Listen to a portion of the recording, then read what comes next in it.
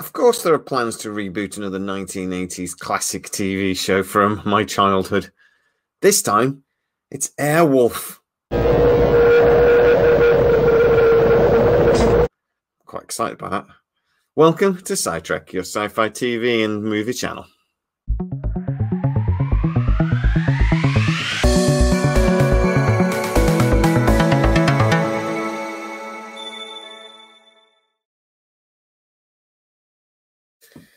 So to give you a little bit of an insight of my childhood, I spent an awful lot of time watching TV and playing Lego. That was basically my life for far too many years. And a lot of Saturday mornings, what I would do is sit and watch Airwolf and then build the Airwolf out of Lego. And that's how I spent many, many Saturday mornings. Why? Because the TV show was brilliant.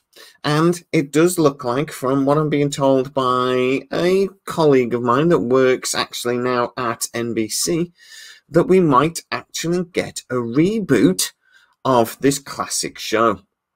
Now, there's been rumours about a reboot for quite a while, and it is actually an anniversary next year of when the show first appeared on our screens. So it makes sense that rumours would be swirling around. There's a big rumour about a big reunion potentially, and that would be very, very cool to see.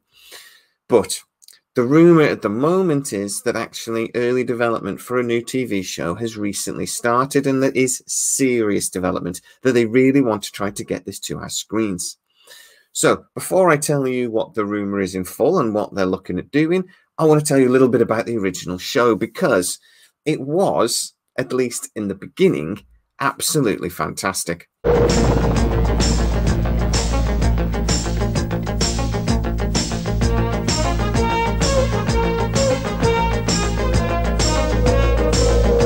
So why was the TV show so brilliant? Well, it only actually aired for 3 years, 1984 to 1987. It did have 4 seasons, but the 4th series, with Dick Van Dyke's kid in it, Barry, we can forget about that. I've never watched it. I think I might have watched 1 or 2 episodes. It was bloody awful. So let's forget that ever existed.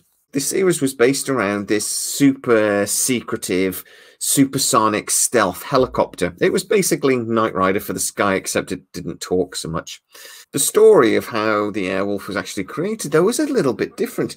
It was actually invented and built by Charles Henry Moffat, who was a psychopath, which just shows really how this first series of Airwolf did go a little darker than was expecting.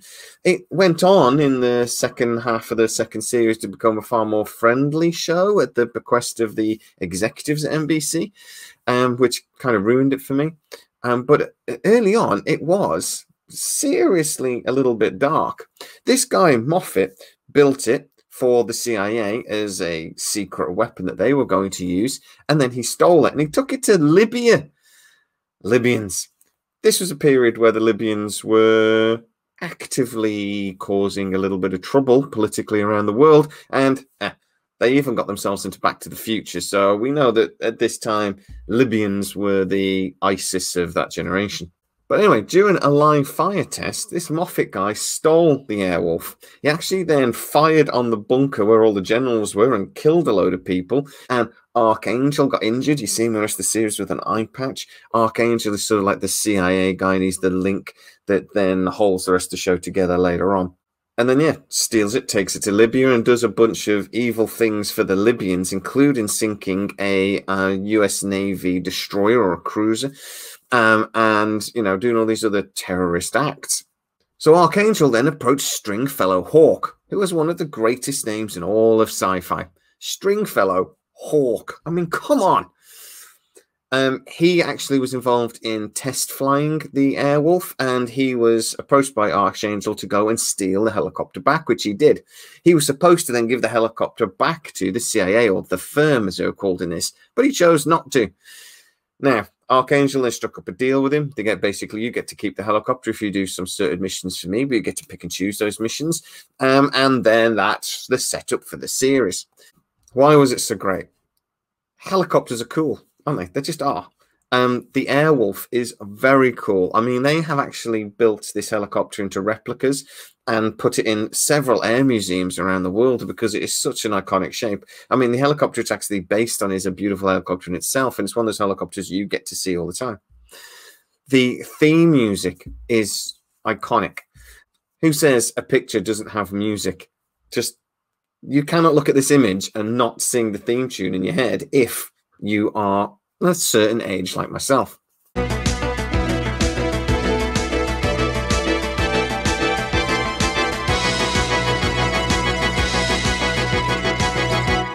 This show also had Ernest Borgnine in, who was just one of those actors that's just immediately likable.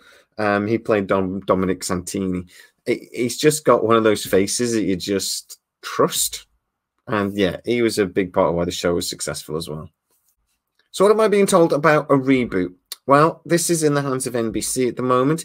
If it goes into production, the plan is that it'll go onto the Peacock network.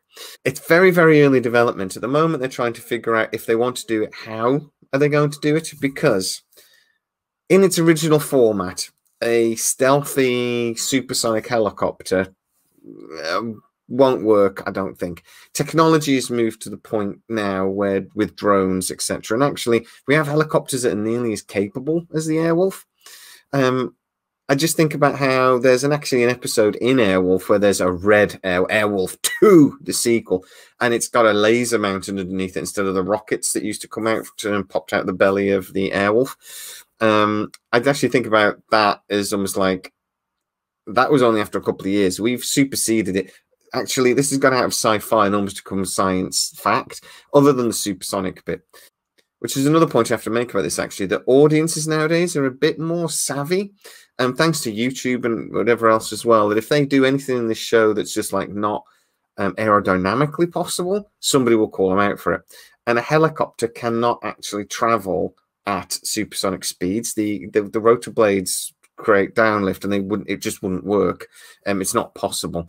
And what you would have to do is do more like a Osprey type of thing where the engines move and you go forward. There's ways you could make a vehicle like this, but it wouldn't be a helicopter. So I think technologically they're going to be very careful about what the Airwolf actually is. Could it even be some sort of drone, or could they bring in some sort of artificial intelligence element to this, which is the next step in the evolution of drones that actually fly themselves? I wonder if Airwolf could actually be something more along those lines, that it's AI and human together in some sort of hybrid.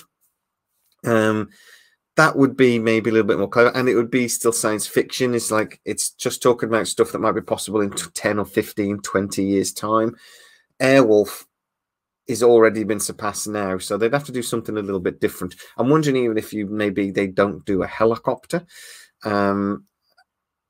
I think something more along the lines of a drone would possibly make more sense, but that's just me thinking out loud. I do think politically we're in a position worldwide where if they go along a similar sort of lines as they did in the original series, that there is this new experimental aircraft. It gets stolen by the creator. They do some terrorism, then it comes back, but the pilot who captures the aircraft back doesn't trust the government to actually behave with this thing. They can't rebuild it for whatever reason, the government. I don't know whether they just have the schematics, just build a load more, but they don't for whatever reason. And then this guy hides the aircraft and does special missions under the books, whatever. That actually storyline could work in today's world, particularly because of the political situation we're in at the moment. I think there's lots of different directions a story like that could go. Another thing, talking about the technology very quickly, is though that this show was actually incredibly expensive to make back in the 80s. Loads of helicopters flying around. They did lots of helicopter stunts, but then they used the shots over and over again. It was one of the weaknesses of the show, really, because even me as a kid, I'm watching it going, well, I've seen this shot before. I've seen this whole sequence before. They've just done a different angle on it or something, or re-edited it slightly. With technology now with CGI and stuff, that we could get a more exciting vehicle like a drone or something else and actually get some really cool flying effects. The popularity of the Top Gun Maverick movie recently as well, I think lends into this, that people like that sort of thing when it looks sort of more realistic. And if they get the tone right, they use the special effects sparingly, and they actually do create something that looks enough sci-fi that's not technologically possible maybe today, but still within the grasp of reality, that they could actually create a show that was really interesting. So guys, get into the comments and tell me what you think. Is an Airwolf reboot something you'd want to see? But do you agree with me? This is going to have to change quite a lot for modern audiences. Get into the comments, tell me exactly what you think. And if you are new to the channel, please like, subscribe, hit that bell notification. It really helps us out. Also, if you enjoy the content, don't forget you can hit that join button and become a fully fledged sci-trekker. Hit the join button. As always, guys, please stay safe, and I'll see you next time.